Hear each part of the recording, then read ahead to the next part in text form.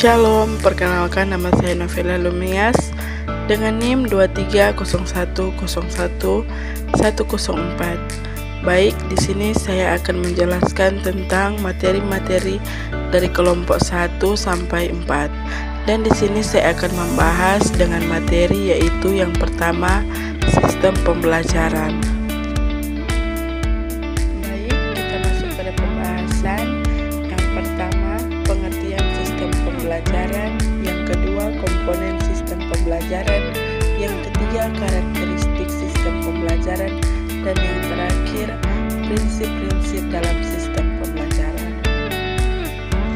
Baik, kita masuk pada pembahasan yang pertama, pengertian sistem pembelajaran.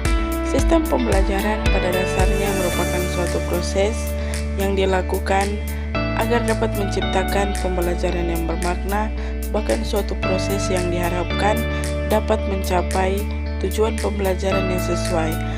Dan ada beberapa ahli yang mengemukakan pendapat mereka tentang apa itu sistem pembelajaran, seperti yang pertama Yusuf Hadi Miarso 2004, yang kedua Arif S.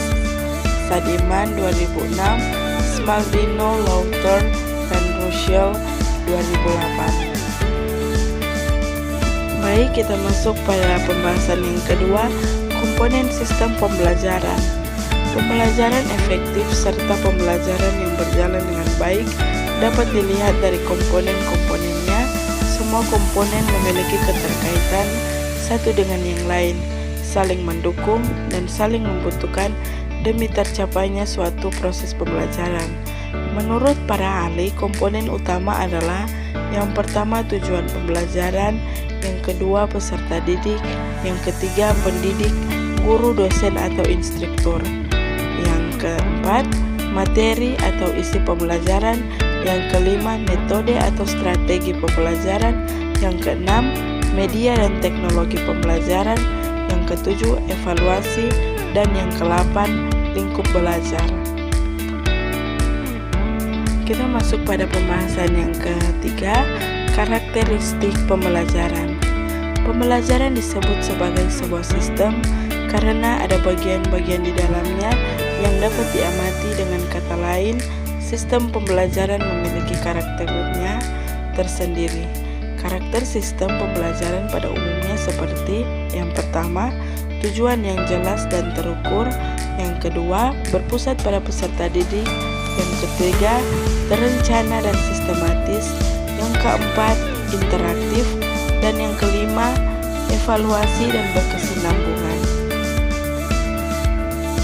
Nah, kita masuk pada pembahasan yang terakhir, prinsip-prinsip dalam sistem pembelajaran.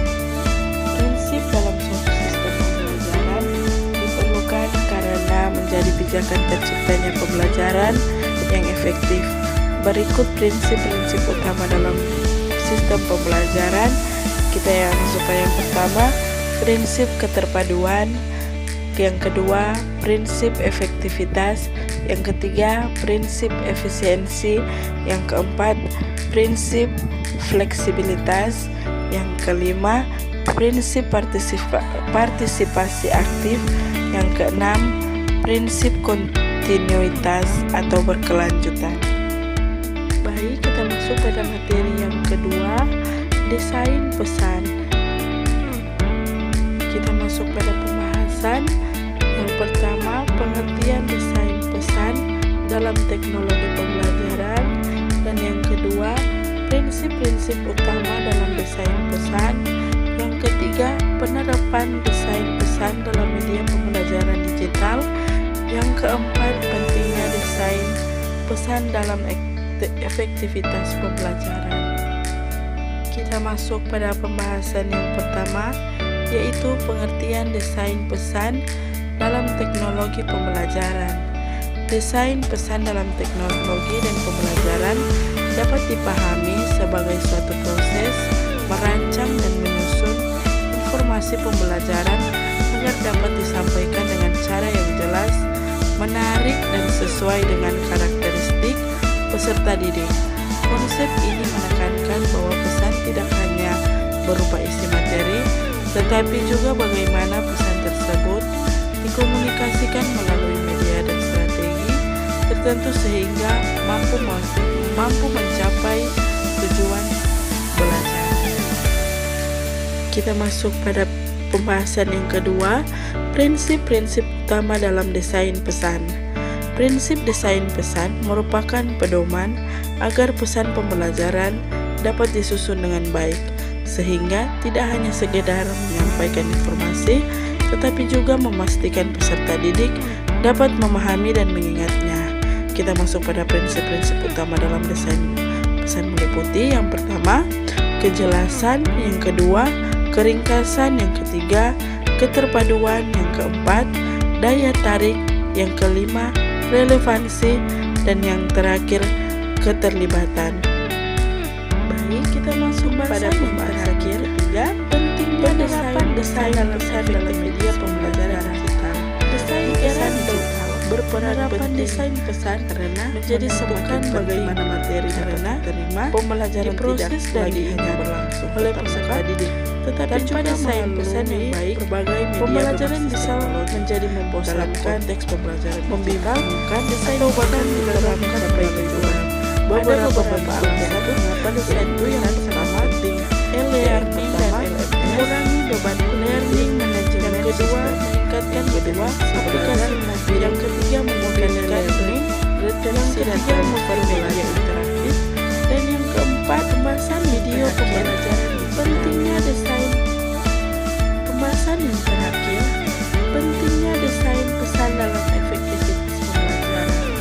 Desain pesan berperan penting karena menentukan bagaimana materi dapat diterima, diproses dan diingat oleh peserta didik. Tanpa desain pesan yang baik, pembelajaran bisa menjadi membosankan, membingungkan, atau bahkan gagal mencapai tujuan.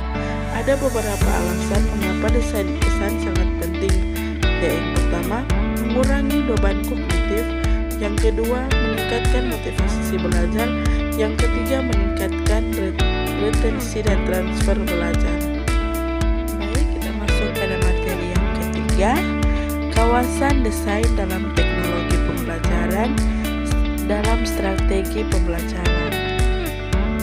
Kita masuk pada pembahasan yang pertama, pengertian kawasan desain pesan, yang kedua, lingkup desain, yang ketiga, strategi pembelajaran. Nah, kita masuk pada pembahasan yang pertama, pengertian kawasan desain pesan. Kawasan desain adalah suatu proses untuk menentukan kondisi belajar dengan tujuan untuk menciptakan strategi dan produk.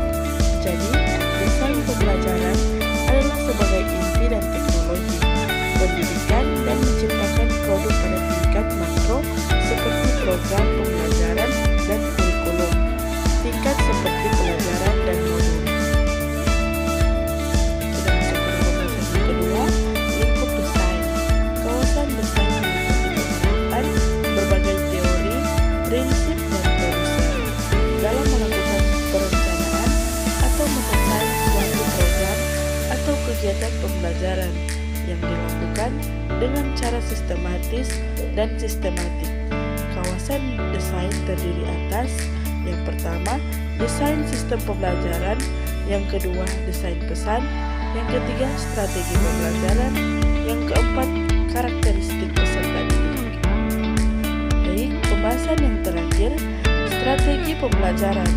Strategi pembelajaran yaitu spesifikasi untuk menyeleksi serta mengurutkan atau kegiatan pembelajaran.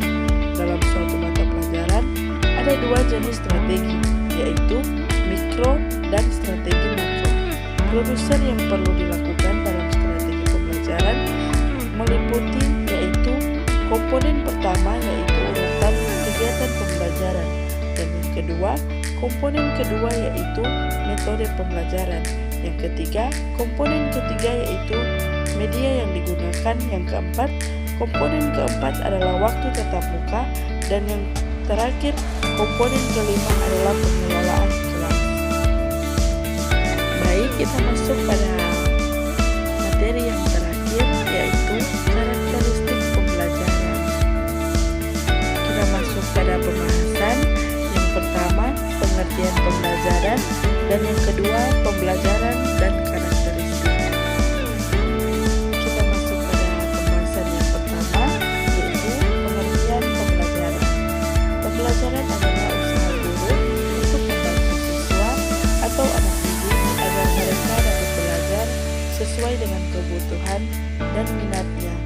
Brunner mengemukakan bahwa teori pembelajaran adalah preskriptif dan teori belajar adalah deskriptif. Kita masuk pada pembahasan yang terakhir, pembelajaran dan karakteristik. Pembelajaran adalah usaha sadar agar guru untuk membantu siswa atau anak didik agar mereka dapat belajar sesuai dengan kebutuhan dan minatnya. Berikut ini ada berbagai karakteristik dalam berbagai model pembelajaran. Yang pertama, pembelajaran kolaboratif. Yang kedua, pembelajaran kuantum. Yang ketiga, pembelajaran kooperatif. Yang keempat, pembelajaran tematik. Sebagai suatu model pembelajaran, di sekolah dasar pembelajaran tematik memiliki karakteristik sebagai berikut.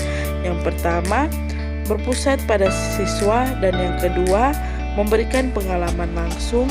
Yang ketiga, pemisahan mata pelajaran tidak begitu jelas. Yang keempat, menyajikan konsep dari berbagai mata pelajaran. Dan yang kelima, bersifat fleksibel. Dan yang keenam, hasil pembelajaran sesuai dengan minat dan kebutuhan siswa. Dan yang terakhir, menggunakan prinsip belajar sambil bermain dan mengenal.